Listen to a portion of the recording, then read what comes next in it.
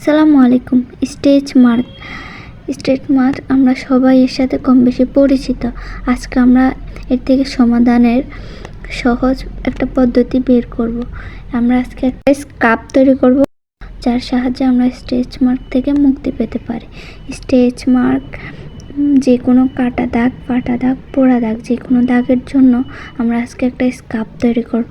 যার জন্য লাগবে আমাদের সুগার বা চিনি, যে যাই বলেন না কেন। এটা ত্বক পরিষ্কার করে, মরা চামড়া তুলতে ভালো কাজ করে সুগার। চেহারার জেল্লা কমিয়ে রুক্ষ ভাব আনে। তো আমরা এখানে নিয়ে নিচ্ছি 2 টেবিল চামচ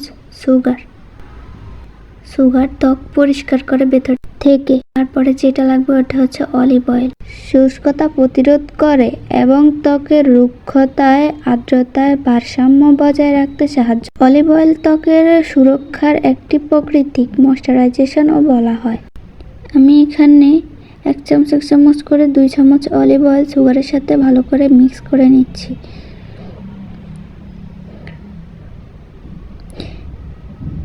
এখানে একটু একটু করে ভালো করে মিক্স করে নিচ্ছি সুগারের সাথে, যাতে করে চিনিগুলো কিন্তু অলিভ অয়েলের সাথে গলে যাবে না। তারপর আমাদের যেটা লাগবে সেটা হচ্ছে বাতাবি লেবু, বিলেতি লেবু, যে যাই বলুন না কেন। তারপর আমাদের এখানে লাগবে একটা বাতাবি লেবু। আমি এখানে একটা লেবুর থেকে অর্ধেক করে 1 পিস কেটে নিয়েছি। তারপর আমাদের এখানে যেটা প্রয়োজন সেটা হচ্ছে হলুদ। রূপচর্চায় হলুদের ব্যবহার নতুন কিছু নয়। এটি মশলা হলেও এটি আগেরকাল থেকেই রূপচর্চায় ব্যবহার করে আসছে। এটি ত্বকের হারানো উজ্জ্বল ফিরিয়ে আনতে অত্যন্ত সহায়ক। হলুদ মশলা জাতীয় পণ্য হলেও প্রাচীনকাল থেকেই এটি ব্যবহার হয়ে আসছে রূপচর্চায়। গায়ের রং উজ্জ্বল হওয়া থেকে শুরু করে ব্রণ, র্যাশ, অ্যালার্জি, পোড়া দাগ দূর হয়। তারপর আমরা এতে দিয়ে দিব লেবুর রস। আমি লেবুটা আগেই কেটে নিয়েছি, কিন্তু হলুদ মিক্স করার পরে আমি এর সাথে লেবুর রসটা ব্যবহার করছি। আপনারা চাইলে হলুদের আগেও দিয়ে দিতে পারেন। তো আমি হলুদের পরে এটা মিক্স করে নিচ্ছি। সবগুলো উপকরণ একত্রে মিশিয়ে নেব।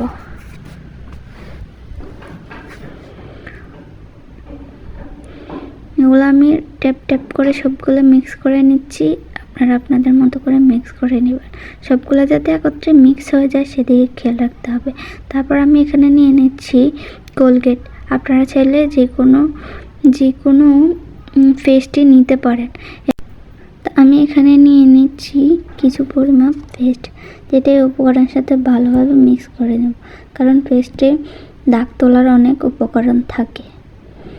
তাই আমি এখানে পেস্টও দিয়ে দিচ্ছি। আপনারা চাইলে এটা স্কিপও করতে পারেন। তারপর আমি ভালো করে মিক্স করে নেওয়ার পরে আমি এর সাথে দিয়ে দিব কিছুটা মধু। যাদের ত্বক ড্রাই তারা মধু দিতে পারেন, আর যাদের ত্বক তৈলাক্ত তারা মধু স্কিপ করতে পারেন। আমার ত্বক যত ড্রাই, তাই আমি এখানে মধু ব্যবহার করছি। আপনারা চাইলে এটা স্কিপ করতে পারেন। তারপর আমি মধুটাকে ভালোভাবে মিক্স করে নিচ্ছি উপকরণটির সাথে। যাদের ত্বক ড্রাই তারা চাইলে এর সাথে টক দই দিতে পারেন, এখানে কাঁচা দুধ ব্যবহার করতে পারেন, বা সিদ্ধ চাউলের গুঁড়াও ব্যবহার করতে পারেন। তারপরে এটাকে ভালোভাবে মিক্স করে যে জায়গায় পাটা দাগ, স্ট্রেচ মার্ক, পোড়া দাগ, যে কোনো দাগই থাকুক না কেন, সপ্তাহে 3 বার ওই জায়গায় এরকম গোসলের আধা ঘন্টা আগে এভাবে ট্যাপ করে এভাবে মালিশ করতে থাকবেন। ওই ভালোভাবে মালিশ করার পরে যখন শুকিয়ে যাবে, তারপরে এটা পানি দিয়ে ধুয়ে নিন। এটা বেশিরভাগ সূর্য অস্তে যাওয়ার পরে ব্যবহার করুন, তাতে হলুদের অ্যাকশনটা সূর্যের আলোতে ভালো কাজ করে না।